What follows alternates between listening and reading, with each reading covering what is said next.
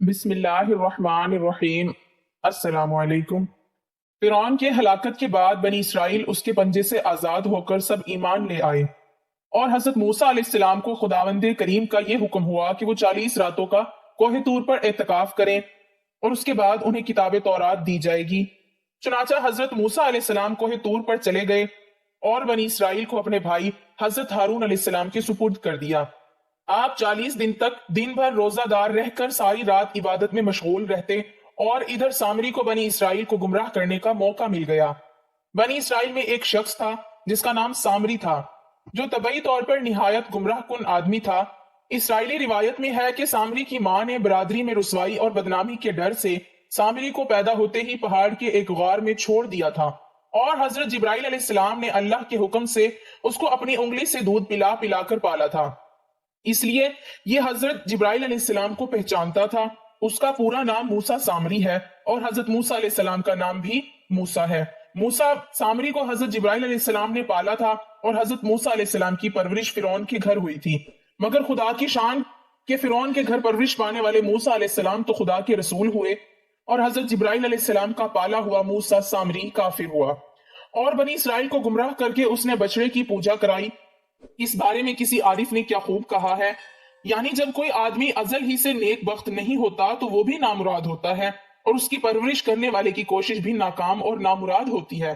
دیکھ لو، موسیٰ سامری جو حضرت جبرائیل علیہ السلام کا پالا ہوا تھا وہ کافر ہوا، اور حضرت موسیٰ علیہ السلام جو فرعون کی پرورش میں رہے وہ خدا کے رسول ہوئے۔ اس کا راز یہی ہے کہ موسیٰ سامری ازلی شقی اور پیدائشی بدبخت تھا، تو حضرت جبرائیل علیہ السلام کی تربیت اور پرورش نے اس کو کچھ بھی نفع نہ دیا اور وہ کافر کا کافر ہی رہ گیا۔ حضرت موسیٰ علیہ السلام چونکہ ازلی سعید اور نیک بخت تھے، اس لیے فرعون جیسے کافر کی پرورش سے بھی ان کو کوئی نقصان نہیں پہنچا۔ جن دنوں حضرت موسیٰ علیہ السلام کوہ طور پر معتکف تھے، سامری نے آپ کی غیر موجودگی کو غنیمت جانا اور یہ فتنہ برپا کر دیا کہ اس نے بنی اسرائیل کے سونے چاندی کے زیورات کو مانگ کر پگھلایا اور اسے ایک بچڑا بنایا، اور حضرت جبرائیل علیہ السلام کے گھوڑے کے قدموں کی خاک جو اس کے پاس محفوظ تھی، اس نے وہ خاک بچڑے کے منہ میں ڈال دی تو وہ بچڑا بولنے لگ گیا۔ پھر سامری نے مجمع عام میں یہ تقریر شروع کر دی کہ اے بنی اسرائیل، حضرت موسیٰ علیہ السلام خدا سے باتیں کرنے کے لیے کوہ طور پر تشریف لے گئے ہیں، لیکن خدا تو ہم لوگوں کے پاس آ گیا ہے، اور بچڑے کی طرف اشارہ کر کے بولا کہ نعوذ باللہ یہی خدا ہے۔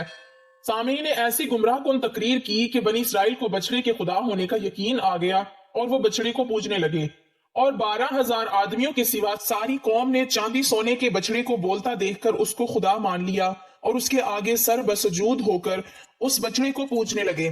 چنانچہ خداوند قدوس کا ارشاد ہے کہ اور موسیٰ کے بعد اس کی قوم اپنے زیوروں سے ایک بچڑا بنا بیٹھی ہے، بے جان کا دھڑ تھا، وہ گائے کی طرح آواز کرتا۔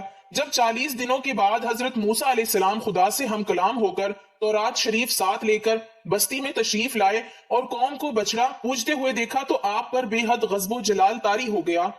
آپ علیہ السلام نے جوش و غضب میں اپنے بھائی حضرت ہارون علیہ السلام کی داڑھی اور سر کے بال پکڑ کر گھسیٹنا اور مارنا شروع کر دیا، اور فرمانے لگے کہ کیوں تم نے ان لوگوں کو اس کام سے نہیں روکا۔ حضرت ہارون علیہ السلام معذرت کرنے لگے، جیسا کہ قرآن مجید میں ہے کہ اے میری ماں جائے، قوم نے مجھے کمزور سمجھا اور قریب تھا کہ مجھے مار ڈالے، تو مجھ پر دشمنوں کو نہ ہنسا اور مجھے ظالموں میں نہ ملا۔ حضرت ہارون علیہ السلام کی معذرت سن کر حضرت موسیٰ علیہ السلام کا غصہ ٹھنڈا پڑ گیا۔ اس کے بعد آپ علیہ السلام نے اپنے بھائی حضرت ہارون علیہ السلام کے لیے رحمت اور مغفرت کی دعا فرمائی۔ پھر آپ نے اس بچڑے کو توڑ پھوڑ کر اور جلا کر اور اس کو ریزہ ریزہ کر کے دریا میں بہا دیا۔ پھر اللہ تعالیٰ کا یہ حکم نازل ہوا کہ جن لوگوں نے بچڑے کی پرستش نہیں کی ہے وہ لوگ بچڑا پوجنے والوں کو قتل کرتے ہیں۔ چنانچہ سامری سمیت 70,000 بچڑے کی پوجا کرنے والے قتل ہو گئے۔ اس کے بعد یہ حکم نازل ہوا کہ حضرت موسیٰ علیہ السلام 70 آدمیوں کو منتخب کر کے کوہ طور پر لے جائیں، اور یہ سب لوگ بچڑا پوجنے والوں کی طرف سے معذرت طلب کرتے ہوئے یہ دعا مانگیں کہ بچڑا پوجنے والوں کے گناہ معاف ہو جائیں۔ چنانچہ حضرت موسیٰ علیہ السلام نے چن چن کر اچھے 70 آدمیوں کو ساتھ لیا اور کوہ طور پر تشریف لے گئے۔ جب لوگ کوہ طور پر طلب معذرت و استغفار کرنے لگے تو اللہ تعالیٰ کی طرف سے آواز آئی کہ اے بنی اسرائیل، میں ہی ہوں، میرے سوا تمہارا کوئی معبود نہیں۔ میں نے ہی تم لوگوں کو فرعون کے ظلم سے نجات دے کر تم لوگوں کو بچایا ہے، لہٰذا تم لوگ فقط میری ہی عبادت کرو اور میرے سوا کسی کو مت پوجو۔ اللہ تعالیٰ کا یہ کلام سن کر یہ 70 آدمی ایک زبان ہو کر کہنے لگے کہ اے موسیٰ، ہم ہرگز آپ کی بات نہیں مانیں گے جب تک ہم اللہ تعالیٰ کو اپنے سامنے نہ دیکھ لیں۔ یہ 70 آدمی اپنی ضد پر بالکل اڑ گئے کہ ہمیں آپ خدا کا دیدار کرائیے، ورنہ ہم ہرگز نہیں مانیں گے کہ خداوند عالم نے یہ فرمایا ہے۔ حضرت موسیٰ علیہ السلام نے ان لوگوں کو بہت سمجھایا، مگر یہ شریر و سرکش لوگ اپنے مطالبے پر اڑے رہے، یہاں تک کہ اللہ تعالیٰ نے اپنے غضب و جلال کا اظہار اس طرح فرمایا اور یہ 70 آدمی مر گئے۔ پھر حضرت موسیٰ علیہ السلام نے خداوند عالم سے کچھ گفتگو کی اور ان لوگوں کے لیے زندہ ہو جانے کی دعا مانگی، تو یہ لوگ پھر سے زندہ ہو گئے۔ اس پورے واقعے کا ذکر قرآن پاک میں بھی کیا گیا ہے۔ ارشاد باری تعالیٰ ہے، اور اے موسیٰ، تم نے اپنی قوم سے آگے چلے آنے میں جلدی کیوں کی؟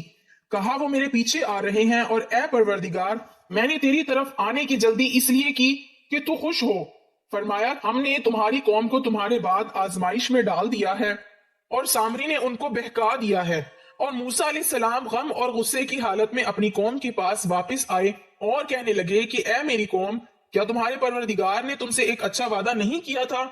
کیا میری جدائی کی مدت تمہیں دراز معلوم ہوئی، یا تم نے چاہا کہ تم پر تمہاری پروردگار کی طرف سے غضب نازل ہو، اور اس لیے تم نے مجھ سے جو وعدہ کیا تھا اس کے خلاف کیا؟ وہ کہنے لگے کہ ہم نے اپنے اختیار سے تم سے کوئی وعدہ خلافی نہیں کی، بلکہ ہم لوگوں کے زیوروں کا بوجھ اٹھائے ہوئے تھے۔ پھر ہم نے ان کو آگ میں ڈال دیا، اور اسی طرح ہی سامری نے ڈال دیا، تو اس نے ان کے لیے ایک بچڑا بنا دیا جس کی آواز گائے کی سی تھی۔ تب لوگ کہنے لگے کہ یہی تمہارا معبود ہے اور موسیٰ کا بھی معبود ہے، مگر وہ بھول گئے ہیں۔ کیا یہ لوگ نہیں دیکھتے کہ وہ ان کی کسی بات کا جواب نہیں دیتا اور نہ ان کے نقصان اور نفع کا کچھ اختیار رکھتا ہے؟ اور ہارون علیہ السلام نے ان سے پہلے ہی کہہ دیا تھا کہ اے لوگو، اس سے صرف تمہاری آزمائش کی گئی ہے، اور تمہارا پروردگار تو اللہ ہے، سو میری پیروی کرو اور میرا کہا مانو۔ وہ کہنے لگے جب تک موسیٰ ہمارے پاس واپس نہ آئے تو ہم اسی کی پوجا پر قائم رہیں گے۔ پھر موسیٰ علیہ السلام نے ہارون علیہ السلام سے کہا کہ ہارون، جب تم نے دیکھا کہ یہ گمراہ ہو رہے ہیں تو تم کو اس بات سے کس چیز نے روکا کہ تم میرے پیچھے نہ آئے؟ بھلا تم نے میرے حکم کے خلاف کیوں کیا؟ کہنے لگے کہ بھائی، میری داڑھی اور سر کو نہ پکڑیے، میں تو اس سے ڈرا کہ اب یہ نہ کہیں کہ تم نے بنی اسرائیل میں تفرقہ ڈال دیا اور میری بات کو ملحوظ نہ رکھا۔ پھر سامری سے کہنے لگے کہ سامری، تیرا کیا معاملہ ہے؟ اس نے کہا میں نے ایسی چیز دیکھی ہے جو اوروں نے نہ دیکھی۔ بس میں نے فرشتے کے نقشے پا سے مٹی کی ایک مٹھی بھری، پھر اس کو بچڑے کے اقالب میں ڈال دیا، اور میرے جی نے اس کام کو اچھا ظاہر کیا۔ موسیٰ علیہ السلام نے کہا جا، تجھ کو دنیا کی زندگی میں یہ سزا ہے کہ کہتا رہے کہ مجھے ہاتھ نہ لگانا، اور تیرے لیے ایک اور وعدہ ہے، یعنی عذاب کا، جو تجھ سے ٹل نہ سکے گا، اور جس معبود کی پوجا پر تو معتکف تھا، دیکھ ہم اسے جلا دیں گے، پھر اس کی راکھ کو اڑا کر دریا میں پھینک دیں گے۔ تمہارا معبود اللہ ہی ہے، جس کے سوا کوئی معبود نہیں، اسی کا علم ہر چیز پر محیط ہے۔ دعا ہے کہ اللہ تعالی ہمیں شرک سے بچائے اور صرف اللہ کی عبادت کرنے کی توفیق عطا فرمائے۔